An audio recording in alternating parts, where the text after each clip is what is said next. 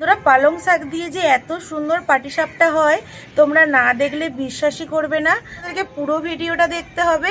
আর কত সুন্দর নারকেলের পুরটা দেখো, ভেতরটাই বোঝা যাচ্ছে আর দেখতে কত সুন্দর লাগছে। নমস্কার বন্ধুরা, মৌমিতা ইয়াম্মি কিচেন এন্ড ব্লগে তোমাদের অনেক স্বাগত। আমি চলে এসেছি আজকে আবার একটা নতুন রেসিপি নিয়ে। আর সবার প্রথমে দেখো এখানে রয়েছে আমার হাতে পালং শাক। এই পালং শাক দিয়ে আজকে আমি বানাবো পাটিসাপটা। তোমরা শুনে হয়তো অবাক হয়ে যাচ্ছ, কিন্তু এই পালং শাক দিয়ে আজকে আমি একটা খুব সুন্দর দুর্দান্ত একটা রেসিপি বানাবো। তার জন্য তোমাদেরকে পুরো ভিডিওটা দেখতে হবে, নাহলে তোমরা কিন্তু অনেক জায়গায় অনেক কিছু মিস করে যেতে পারো।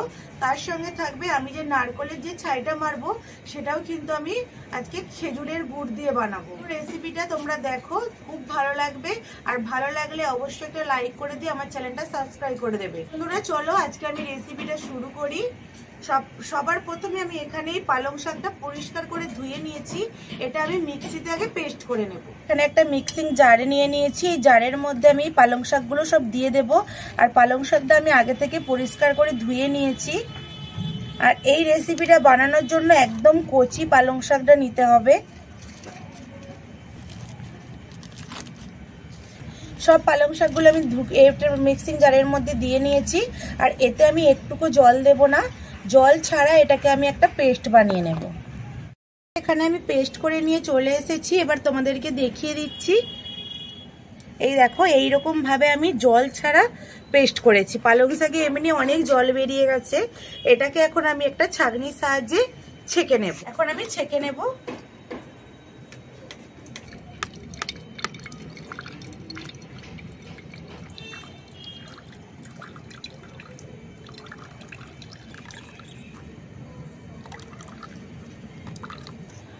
বন্ধুরা, এখানে আমার পালং শাকটা থেকে এইভাবে আমি রসটা বের করে নিয়েছি। একদম এক আটি পালং শাক থেকে আমার এইরকম বড় বাটির হাফ বাটির বেশি রসটা বেরিয়েছে। এখানে আমি কোনো ফুড কালার ব্যবহার করব না। এটা দিয়ে আমি গ্রিন পাটিসাপটা বানাবো। আর রংটা আমি কিভাবে বের করলাম সেটা তোমরা দেখতেই পেলে। এখানে কিন্তু আমি কোনো ফুড কালার ইউজ করিনি। এইভাবে বাড়িতে বানালে কালারিং পাটিসাপটা খেতেও ভালো লাগে আর দেখতেও খুবই সুন্দর লাগে। তো তোমরা দেখতে থাকো আমি আর বাকিটা কি করে করে বানাই। এবার আমি একটা ময়দার একটা ব্যাটার বানিয়ে নেব। বন্ধুরা, এখানে আমি 500 গ্রামের মতো ময়দা নিয়েছি। ময়দাটা তোমরা কম বেশি করে নিয়ে নিতে পারো। এখন দিয়ে দেবো পরিমাণ মতো আমি লবণ দেব। আর এখানে আমি চিনি দিয়ে দিচ্ছি। পাটিসাপটাতে ময়দাতে একটু চিনি দিতে হয়, তাহলে মিষ্টি মিষ্টি লাগে, খেতে খুব ভালো লাগে। চিনিটা আমি বেশি দেব না, পরিমাণ মতো দিয়ে দিয়েছি। এবার ভালো করে লবণ আর চিনিটা ময়দার সাথে আমি মিশিয়ে নেব। এইবার এখানে আমি পালং শাকের এই রসটা দিয়ে দেব।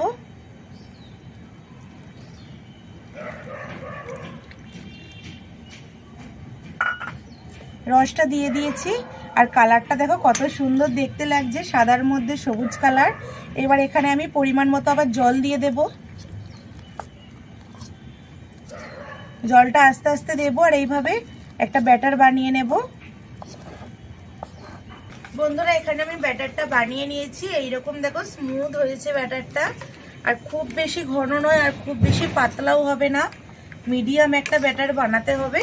আর এই ব্যাটারটা কত সুন্দর দেখতে লাগছে, গ্রিন গ্রিন। এটাকে এখন আমি চাপা দিয়ে রেখে দেবো 10 থেকে 15 মিনিট। ততক্ষণে আমি একবার নারকেলের ছাইটা মেরে নেব। বন্ধুরা, উনুনটা ধরিয়ে কড়া বসিয়ে দিয়েছি। বন্ধুরা, এখন আমি নারকেলের ছাই মেরে নেব। তার জন্য এখানে আমি নারকেল নিয়েছি, একটা নারকেলকে কুড়িয়ে নিয়েছি। আর ওপরে আমি এখন 5টা এলাচকে ফাটিয়ে দিয়ে দিয়েছি। এটা কড়ার মধ্যে দিয়ে দেব।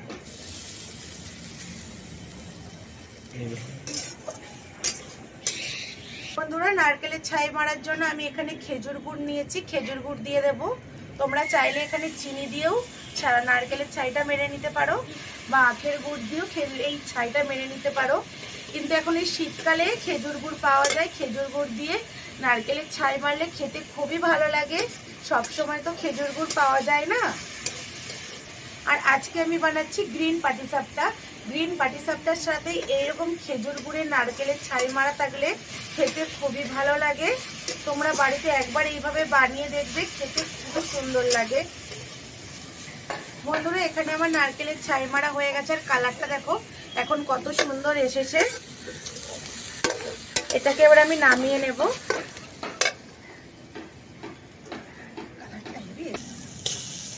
এটা এখন নামিয়ে নিচ্ছি, নামিয়ে এটা ঠান্ডা করতে দেবো। আর ততক্ষণে আমি এই কোড়াটাও পরিষ্কার করে নিয়ে চলে আসছি। বন্ধুরা এখানে খেজুর গুড় দিয়ে আমি নারকেলের ছাই মেরেছি, দেখো কত সুন্দর কালার এসেছে, আর গন্ধটাও খুব সুন্দর বেরিয়েছে, আর খেতেও হবে খুব সুন্দর গ্রিন পাটিসাপটার সাথে। আর এইরকম যদি থাকে খেজুর গুড় দিয়ে নারকেলের ছাই মারা, তাহলে তো আর কিছু বলার নেই। বন্ধুরা 15 মিনিট পরে আমি এই যে খুলে নিয়েছি, আর দেখো ব্যাটারটা কত সুন্দর স্মুথ হয়ে গেছে।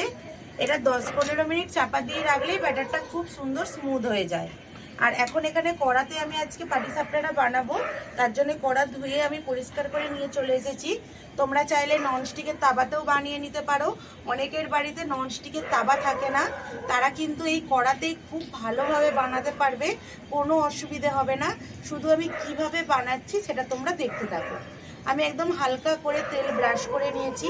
তোমাদের কাছে যদি না এরকম ব্রাশ থাকে, তাহলে তোমরা কোনো কলা গাছের একটা ডাঁটাকে কেটে সেটাকে থেতো করে নিতে পারো, সেটা করেও তোমরা ব্রাশ করতে পারো, বা তোমরা বেগুনের বকটাকে কেটেও এই ব্রাশটা বানিয়ে নিতে পারো।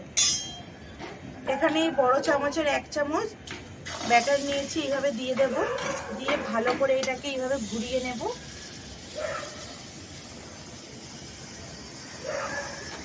দেখো বন্ধুরা কত সুন্দর কড়াতেই এইভাবে ঘোরানো হয়ে যাচ্ছে, একদম গোল হয়ে গেছে, কত সুন্দর গোল হয়ে গেছে। আর সঙ্গে সঙ্গে দেখো কালারটাও চেঞ্জ হতে আরম্ভ হয়ে গেছে, একদম গ্রিন হতে আরম্ভ হয়ে গেছে। আর বন্ধুরা তোমরা তো দেখলে এখানে আমি কোনো ফুড কালার ব্যবহার করিনি, একদম পুরো যে কালারটা এসেছে পালং শাকেরই কালার এসেছে। আর এখন আমি নারকেলের যে ছাইটা মেরে রেখেছিলাম এটা এখন দিয়ে দেব, এইভাবে লম্বা করে দিয়ে দেব। আস্তে আস্তে এইভাবে এটাকে পাট করে নেব। আর দেখতে কত সুন্দর লাগছে বন্ধুরা, আমারই ভীষণ ভালো লাগছে দেখতে। এইভাবে আমি উল্টে নিয়েছি, দেখো কত সুন্দর দেখতে লাগছে, একদম সুন্দর দেখতে হয়েছে। আর হালকা করে এরকম একটা চামচে করে তেল নিয়ে ছড়িয়ে দেব, দিয়ে উল্টে পাল্টে এইভাবে একটু তেলটা ছড়িয়ে নিয়ে এইভাবে। দেখো বন্ধুরা কত সুন্দর গ্রিন পাটিসাপটা আমার হয়ে গেছে, দেখতে কত ভালো লাগছে। এইভাবে আমি প্রত্যেকটা বানিয়ে নেব। তোমাদেরকে আরো একটা আমি দেখিয়ে দিচ্ছি কত সহজভাবে এই গ্রিন পাটিসাপটা বানানো যায়। আমি আবারও কড়ার মধ্যে তেল ব্রাশ করে নিয়েছি, আবার তোমাদেরকে দেখিয়ে দিচ্ছি কিভাবে বানাচ্ছি। এই এক হাতা আমি দিয়ে দিয়েছি, একটা বড় হাতার মানে একটা বড় চামচে দিয়ে এইভাবে আমি গোল করে করে ঘুরিয়ে নিচ্ছি।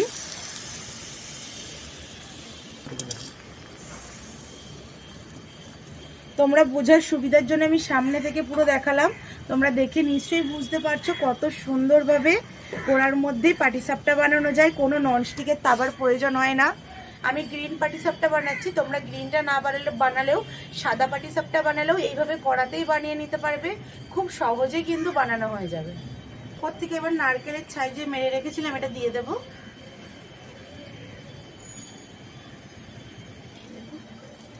আবারও আমি এইভাবে ভাঁজ ভাঁজ করে নিচ্ছি।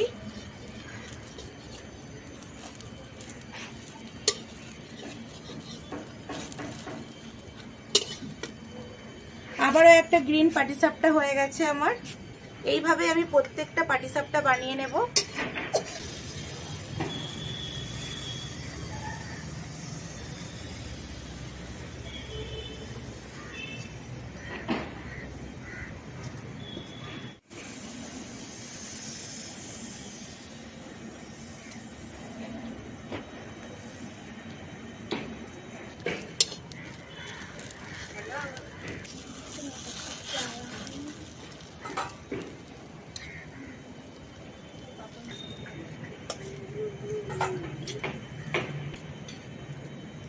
পাটিসাপটাগুলো বানানো প্রায় হয়ে এসছে, আর জোর একটা বানানো হবে।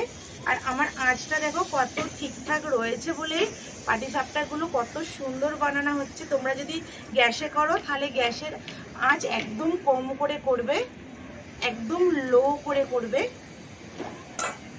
তা না হলে পাটিসাপটাগুলো ছুঁয়ে যেতে পারে, তখন দেখতে কেমন লাগবে। আর আমার দেখো আমি উনুনের মধ্যে আঁচ দিয়ে করছি, কাঠ জেলে জেলে কত সুন্দর হয়েছে পাটিসাপটাগুলো।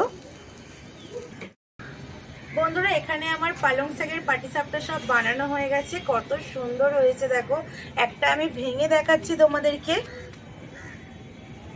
বন্ধুরা পালং শাক দিয়ে যে এত সুন্দর পাটিসাপটা হয় তোমরা না দেখলে বিশ্বাসই করবে না। আর কত সুন্দর নারকেলের পুরটা দেখো, ভেতরটাই বোঝা যাচ্ছে, আর দেখতে কত সুন্দর লাগছে। আর আমার এই রেসিপিটা যদি ভালো লাগে অবশ্যই একটা লাইক করে দিয়ে আমার চ্যানেলটা সাবস্ক্রাইব করে আমার পাশে থাকবে। আর এইরকম নতুন নতুন রেসিপি সবার আগে তোমাদের কাছে পৌঁছে যাবে। তো দেখা হবে নতুন কোনো রেসিপি নিয়ে, ততক্ষণে টাটা। আর অবশ্যই তোমরা বাড়িতে এইভাবে একবার পালং শাকের পাটিসাপটা বানিয়ে আমাকে কমেন্ট করে জানাবে কেমন হয়েছে।